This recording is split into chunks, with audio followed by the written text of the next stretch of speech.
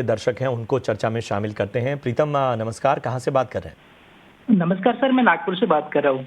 चलिए प्रीतम, हमें बताइए किस स्टॉक पे आपका सवाल है?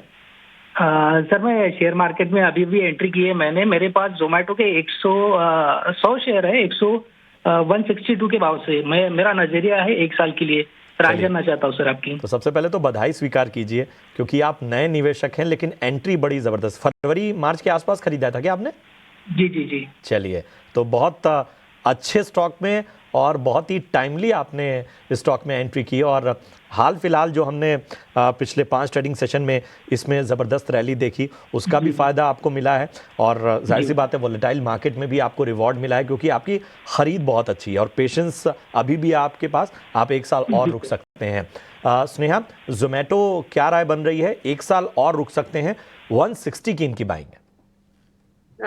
अगर आप देखें तो इस मार्केट में एक अच्छे चार्ट स्ट्रक्चर जो है उसमें से एक जोमेटो का भी नाम है। और आई थिंक उन्होंने ऑलरेडी बाइंग, उनके लेवल्स काफी अच्छे हैं और होल्ड करने में कोई दिक्कत की बात नहीं होनी चाहिए। कंटिन्यूसली 20 डेमा के ऊपर भी चल रहा है ऑन द डेली चार्ट। एक रेजिस्टेंस जरूर है ऑन दी हायर साइड, जो कि उसका हाइज है, दैट इज अराउंड 298 297। वहां तक जाने की पॉसिबिलिटी और जिस तरह की ओवरऑल चार्ट स्ट्रक्चर है, इसको सरपास होने के भी चांसेस है।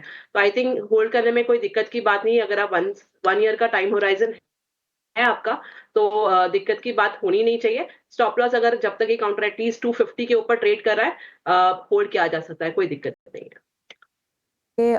सवाल पूछा है स्नेहा हमारे दर्शक लच्छी सिंह ने, और ओला इलेक्ट्रिक पर इनका सवाल है। ये इनकी खरीदारी लगभग 87 के आसपास है।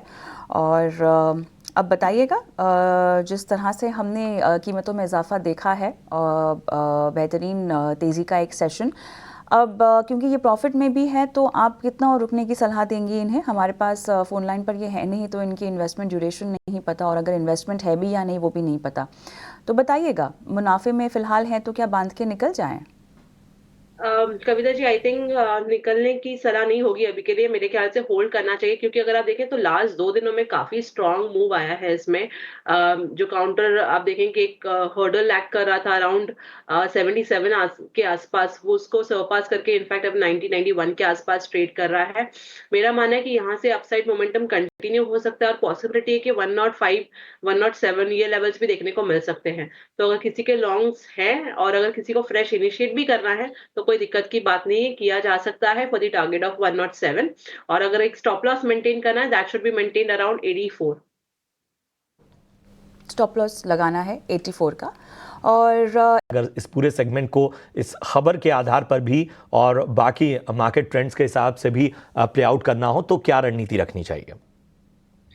अभी के लिए देखा जाए तो ये स्पेस में थोड़ा सा सैचुरेशन है। और अभी के लिए अभी तक ऐसा नहीं है करके कि कुछ बॉटम आउट हो गया, बट यस, एक काउंटर जो मुझे काफी अच्छे लग रहे हैं इस स्पेस से, दैट इज ओएनजीसी। काफी अच्छा करेक्शन आ गया है। अगर आप देखें इसके वीकली चार्ट पे, कंटिन्यूसली स्टॉक ने 89 EMA के आसपास रिस्पेक्ट किया है और वहां से ही थोड़ी सी पुल बैक मूव देखने को मिल रही है। तो ये स्पेस से अगर एक काउंटर जो चुनना हो तो मेरे लिए ओएनजीसी है।